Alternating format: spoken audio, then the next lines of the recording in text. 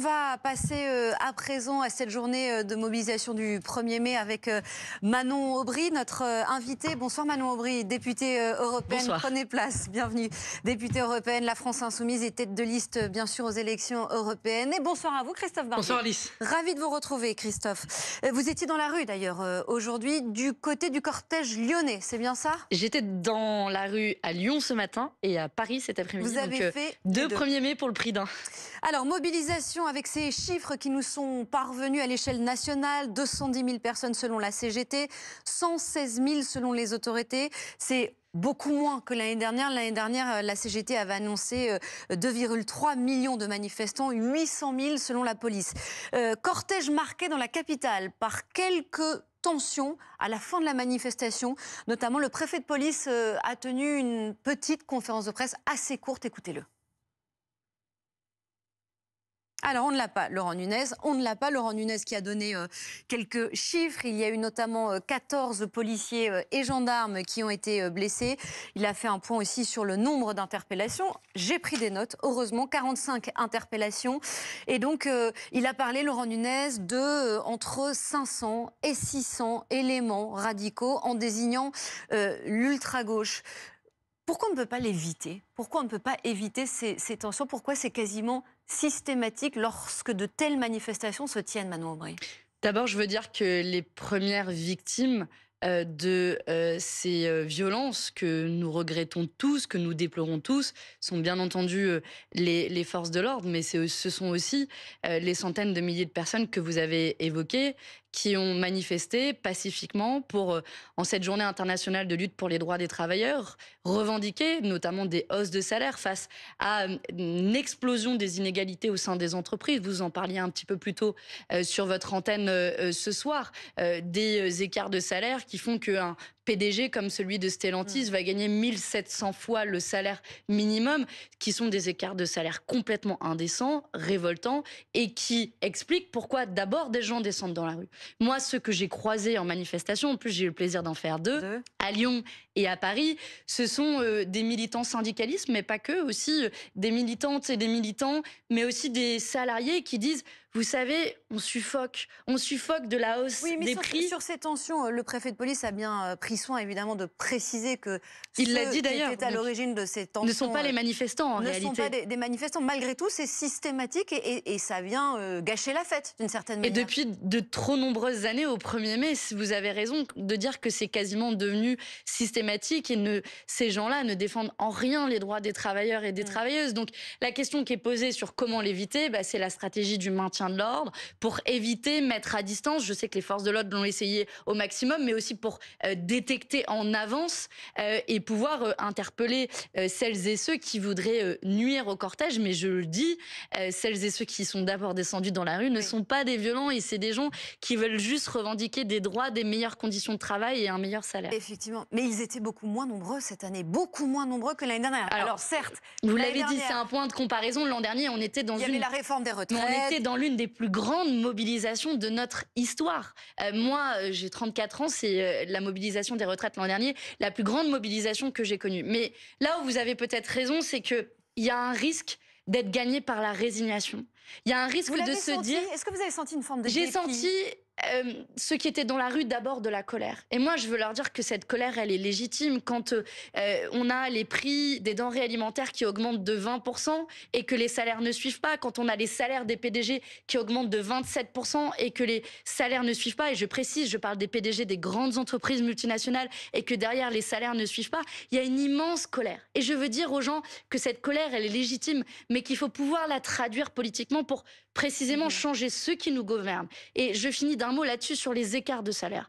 Moi, je propose des écarts de salaire maximum de 1 à 20 au sein des entreprises. Ce qui veut dire que le patron d'une entreprise ne peut pas gagner plus de 20 fois le salaire minimum de son entreprise. Ce qui fait, si le salaire le moins bien payé est au SMIC, ce qui n'est pas toujours une évidence, plus de 35 000 euros par mois. Je pense qu'on vit très bien avec 35 000 euros par mois dans notre pays, et qui permettrait de répondre à cette colère qui est légitime, parce que personne n'a 1700 fois plus de mérite, comme le PDG de Stellantis qui gagne 1700 fois le SMIC. Aucun PDG n'a 1700 fois plus de mérite qu'un salarié. C'est pas comme ça qu'il faille faire le calcul. Quelle autre raison pourrait justifier le fait qu'il gagne 1700 fois le salaire minimum? C'est 100 000 euros par jour qu'il accumule. Et vous ne croyez pas que la fortune d'une entreprise comme Stellantis ne se fait pas d'abord et avant tout sur les ouvriers qui travaillent au quotidien, qui sont dans les usines, qui produisent des voitures? C'est ça aussi que dit cette journée internationale des droits des travailleurs, c'est que notre pays tout entier tient sur ces travailleuses et ces travailleurs. Vous savez, Emmanuel Macron, ça arrive pas très souvent que je le cite. On parlera d'Emmanuel Macron et de la manière aussi. Je vous citerai Emmanuel Macron après alors. Oui, on parlera d'Emmanuel Macron et de la manière dont vous avez qualifié aussi ces engagements à l'échelle européenne. Revenons tout de même d'abord sur l'image de la journée. L'une des images de la journée, c'est bien sûr, vous me voyez venir, l'exfiltration de Raphaël Glucksmann, tête de liste PS Place Publique, qui a donc été obligé de quitter la manifestation à Saint-Étienne sans avoir pu défiler, après avoir subi des jets de peinture. Il a aussi été pris à partie avec ces mots que je vais citer: casse-toi, Palestine vivra, PS, salaud. Alors, dans un premier temps, au moment de son exfiltration, il a clairement désigné Révolution permanente et votre parti, la France Insoumise, en disant qu'il y avait bien des drapeaux de votre parti et de Révolution permanente, avant d'être un peu plus évasif lorsqu'il a tenu une conférence de presse en fin de journée. Écoutez. Moi, je dis que quand on utilise la violence verbale, ça se traduit toujours à un moment donné par de la violence physique. Et donc, ce que je lui dis, c'est d'arrêter cette brutalisation du débat public. C'est d'arrêter d'utiliser la violence verbale. Et il parle, Christophe Barbier, de certains partis de gauche, au moment où il tient cette conférence de presse, qui est beaucoup moins explicite que les propos qu'il avait tenus un peu plus tôt. Est-ce que ça veut dire qu'il essaie un peu de calmer le jeu ? Et à qui fait-il référence exactement lorsqu'il parle de certains partis de gauche? D'abord, faut distinguer plusieurs niveaux. Il y a ceux qui lui ont jeté de la peinture dessus. C'est pas parce qu'il y a éventuellement des drapeaux de telle ou telle formation, par exemple LFI dans un groupuscule, que c'est LFI qui est à l'origine. C'est très facile de prendre un drapeau ou de se revendiquer LFI et d'extrapoler des consignes qui ne sont pas celles-là. Après, il y a un niveau dans cette campagne européenne de tension dans le débat au sein de la gauche par réseaux sociaux interposés ou par déclarations médiatiques interposées, assez réel. Les leaders de LFI n'ont pas épargné Raphaël Glucksmann en commentant soit ses votes au Parlement européen, soit ses propos dans la campagne. Mais ce sont deux choses différentes, Monsieur Barbier. C'est deux choses très différentes. Les votes et la violence. Permettez-moi de le dire de manière très claire. Il n'est pas normal d'empêcher qui que ce soit de venir en manifestation. Et Jean-Luc Mélenchon l'a dit, tout de suite. Tout de suite, et je l'ai dit aussi de manière immédiate, et les méthodes violentes ne sont pas nos méthodes. Mais je ne suis pas d'accord, et vous l'avez très bien dit, pour qu'on salisse nos militantes et nos militants, l'ensemble de la France insoumise qui n'a rien à voir avec cela. Et je ne suis pas d'accord que l'on tire des conclusions hâtives comme il l'a fait. Aucun militant de la France insoumise ne se trouvait là, à ce moment-là. Vous avez vu les images. Il y a des militantes et des militants qui sont présents dans la rue pour manifester un 1er mai. Scoop. Mais qui a revendiqué cette action? Ce sont les jeunes communistes de la Loire qui ont revendiqué cette action. Je ne la partage pas. Je suis en désaccord avec ces méthodes. Mais aller ensuite calomnier, comme il l'a fait, les militantes de la France insoumise, vous savez, je pense à tous ceux qui nous regardent. Les militantes et les militants de la France insoumise. J'imagine qu'il ne le fait pas par hasard. Il le fait en connaissance de cause. Il sait très bien ce que ça représente de dire de telles choses. Peut-être. Et je pense qu'il doit en tirer les conséquences et s'excuser pour avoir calomnié l'ensemble d'un mouvement politique. On peut avoir des désaccords sur des votes. Vous avez raison de le dire, Monsieur Barbier. Moi, j'ai un désaccord avec Monsieur Glucksmann. C'est notamment le fait qu'il ait rompu la NUPES pour ces élections européennes. J'ai un désaccord avec les socialistes européens qui votent les accords de libre-échange, qui votent l'austérité budgétaire, qui sacrifient nos services publics et la protection sociale. Il était beaucoup question d'assurance chômage dans cette manifestation aujourd'hui. On a des désaccords, qui sont des désaccords la situation dans la bande de Gaza et le conflit au Proche-Orient. Mais en démocratie, on traite nos désaccords de manière démocratique dans les urnes. Vous lui demandez des excuses. Oui, je lui demande des excuses d'avoir calomnié un mouvement politique qui n'a pas de rapport avec ce qui s'est passé, qui était certes présent dans la rue, mais je le redis, nous ne cautionnons pas les méthodes violentes. J'exprime toute ma solidarité avec Raphaël Glucksmann. Il est le bienvenu pour venir en manifestation. D'ailleurs, qu'il n'hésite pas à venir plus souvent dans les manifestations contre la réforme des retraites, les manifestations du 1er mai des années précédentes. Mais bien entendu, moi, je souhaite qu'on soit le plus nombreuses et le plus nombreux possible dans les manifestations du 1er mai. Et la violence n'a jamais été notre méthode. Mais donc c'est quoi aujourd'hui ce qui s'est joué à Saint-Étienne? C'est la primaire de la gauche pour 2027? Mais vous savez, on ne joue pas une primaire de la gauche à coups de violence dans la rue. Attendez, on est dans un cadre démocratique. D'ailleurs, il ne se joue pas non plus la primaire de la gauche dans les élections européennes. Je ne pense pas, c'est un peu tôt pour parler des élections présidentielles. Je vous l'ai dit, j'ai des désaccords stratégiques, politiques avec monsieur Glucksmann, mais c'est pas mon ennemi. Jamais de la vie. Mes ennemis politiques, par ailleurs, ce sont d'abord et avant tout les macronistes et l'extrême droite qui font tant de mal à notre pays. Mais j'ai aussi des désaccords avec le Parti socialiste qui, je crois, se voit dans un grand retour de François Hollande raviver ce qui, à mon sens, a mené la gauche dans le mur. Mais ça se réglera. Vous ne pouvez pas nier que Raphaël Glucksmann donne un nouvel élan à la gauche. Je vais citer le dernier sondage BVA RTL qui date du 29 avril. Il est à 13% d'intention de vote. Vous êtes à 6,5%.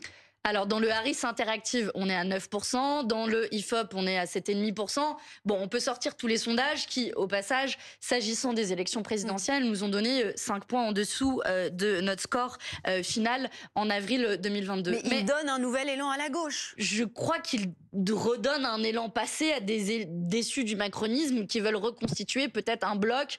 Et personne ne peut nier aujourd'hui qu'il est soutenu par François Hollande, par Daniel Cohn-Bendit. Je vais vous dire, c'est pas à ma gauche, c'est pas la raison pour laquelle moi je me suis engagée en politique. Je me suis engagée en politique pour la retraite à 60 ans. Je me suis engagée en politique pour une meilleure redistribution des richesses, pour mon opposition aux accords de libre-échange. Bon, il y a des nuances là-dessus avec monsieur Glucksmann et le Parti socialiste, mais ne faisons pas d'un conflit dans la rue, ne le transposons pas dans un conflit politique. Ce sont deux choses différentes. Nous n'avons pas de rapport avec ce qui s'est passé dans la rue. Maintenant, chacune et chacun de trancher le 9 juin, est-ce qu'il veut le retour de François Hollande ou non. Vous parlez des nuances et des clivages. Il y a un sujet sur lequel certains membres de votre parti semblent vouloir beaucoup insister ces derniers temps. C'est évidemment ce qui se passe à Gaza. Quelques réactions.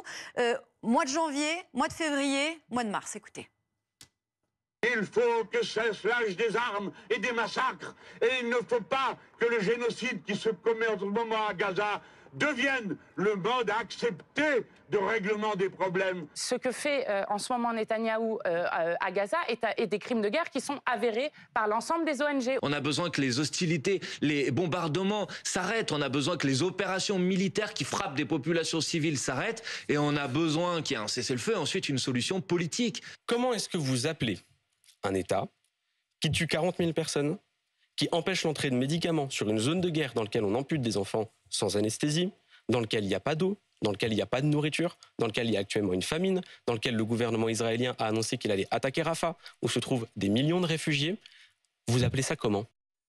Ce sont des extraits d'interviews et ce n'est pas le seul sujet qui a été abordé lors de ces entretiens.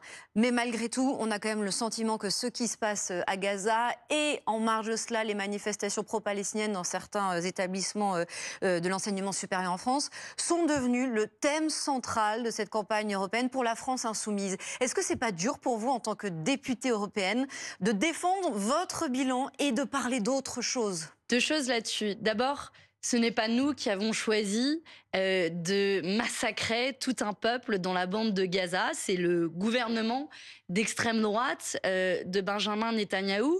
Et moi, je suis fière que dans cette campagne, nous portions un message d'humanité. Je le fais dans cette campagne, mais je l'ai fait aussi au Parlement européen où, par exemple, j'ai fait adopter un amendement appelant à un cessez-le-feu et je me bats à l'heure actuelle pour un embargo sur l'envoi d'armes pour que l'Union européenne n'envoie plus des armes qui servent au gouvernement israélien à massacrer la population palestinienne. Ceci étant dit, je vous invite à regarder le reste de notre campagne. Peut-être que BFM peut diffuser un de nos meetings. J'étais en meeting à Grenoble hier soir. Il y avait plus de 1000 personnes qui étaient présentes. Et j'ai pu parler d'un certain nombre de sujets, notamment de notre proposition d'écart de salaire maximum de 1 à 20, d'un grand plan de relocalisation industrielle pour qu'on puisse produire en France ce dont nous avons besoin et pas importer, par exemple, des panneaux solaires qui viennent à 97% de Chine. Et scoop, nous sommes parmi les seuls à avoir un programme pour cette campagne. Je vous aide Je parce que je suis sympa. ne nie pas c'est que sur vous essayez de parler d'autres choses, mais on a quand même le sentiment ces derniers temps que certains responsables du parti La France Insoumise misent sur le sujet de la bande de Gaza, du conflit au Proche-Orient, pour d'une certaine manière réveiller un peu la campagne. C'est cynique, miser. C'est cynique. Ça voudrait dire qu'on fait un pari électoral sur un massacre de gens.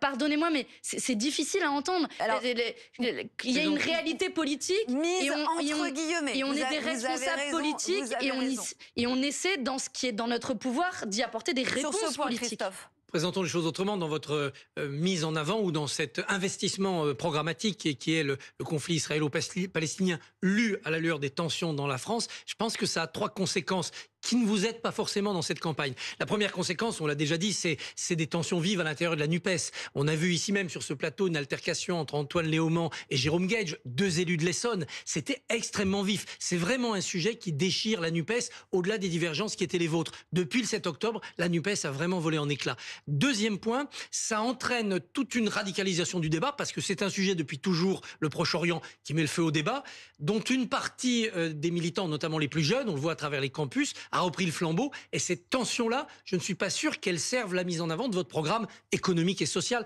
tel que vous essayez de le faire ce soir. Troisièmement, ça a mis en vedette Rima Hassan, qui est sur votre liste, en 7e position, si je ne me trompe pas. Et du coup, c'est pas facile pour vous, tête de liste, qu'il y étiez déjà en 2019, de réaffirmer votre leadership. Mais votre ego n'est pas un problème dans cette campagne, mais surtout les thématiques que vous portez depuis 5 ans au Parlement européen. Vous savez, d'abord, moi, je suis très fière d'avoir Rima Hassan sur ma liste. Je pense que personne ne peut en dire autant d'avoir son numéro 7 sur sa liste, d'être aussi connu, reconnu. Je vous invite d'ailleurs à regarder, je sais pas, mon numéro 4 sur ma liste, qui est un inspecteur du travail, Anthony Smith, et qui porte notamment une proposition de 0 mort au travail, puisqu'on est en ce 1er mai. J'en dis ça, un on mot. ne l'entend pas, parce qu'il y a Sciences Po, la Sorbonne, les campus. Ça, c'est la première chose que je voulais vous dire. La deuxième chose, sur les tensions dans la société. Mais les tensions, en réalité, elles existent d'abord dans la bande de Gaza. Et nous, on tente d'y apporter des réponses politiques. C'est notre rôle en tant que responsable. Et moi, j'assume tout à fait de dire qu'il faut un cessez-le-feu, il faut un embargo sur l'envoi d'armes, il faut suspendre l'accord d'association entre l'Union européenne et Israël. Il faut la libération des otages. Il faut bien sûr la libération des otages. Il faut la reddition des terroristes du Hamas. Il faut la reddition, mais vous pensez que comme ça, ils vont se rendre. C'est l'enjeu des accords du Caire. Je suis évidemment pour que ces négociations aboutissent le plus rapidement possible, qu'elles se traduisent non seulement par une trêve, mais j'espère un cessez-le-feu permanent, et la libération des otages. Donc, vous voyez, nous, on joue notre rôle de responsable politique, qui est d'apporter des solutions, des propositions, compte tenu des leviers que nous avons en tant que Français et en tant qu'Européens. Et je regrette que certains fuient un petit peu le sujet, comme s'ils étaient mal à l'aise.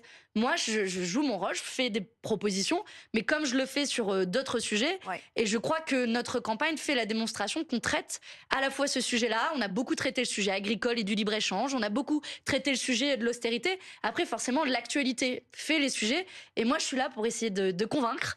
C'est ça la politique, donc j'espère avoir convaincu ce soir. Dernière question, demain à 21h sur BFM TV, il y aura le débat opposant Jordan Bardella, tête de liste du Rassemblement national, à Valérie Ayé, tête de liste Renaissance. Lequel des deux a le plus à perdre, selon vous ? Ce dont je suis sûre, quoi qu'il arrive, c'est qu'à la fois Valérie Ayé et Jordan Bardella, ils sont d'accord quand il s'agit de s'opposer à une taxation des super-profits des grandes entreprises, de s'opposer à la hausse du salaire minimum ou de s'opposer à des écarts de salaire maximum de 1 à 20 que j'évoquais à l'instant.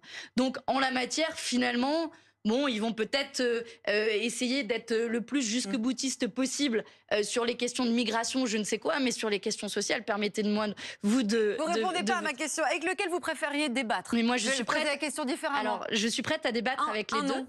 Je suis prête à débattre à la fois avec Valérie Ayé et Jordan Bardella. Je leur ai fait la proposition et ils le refusent, sans doute parce que c'est plus confortable de jouer un duel qui se sert mutuellement. Eh bien, moi, je le dis aux gens, si vous ne voulez pas de ce duel entre les macronistes et l'extrême droite, entre l'extrême libéralisme et le racisme et xénophobe, alors venez nous aider, donnez de la force pour le 9 juin prochain. Merci d'avoir été avec nous merci à vous. dans le 90 minutes. Et merci. Christophe Barbier.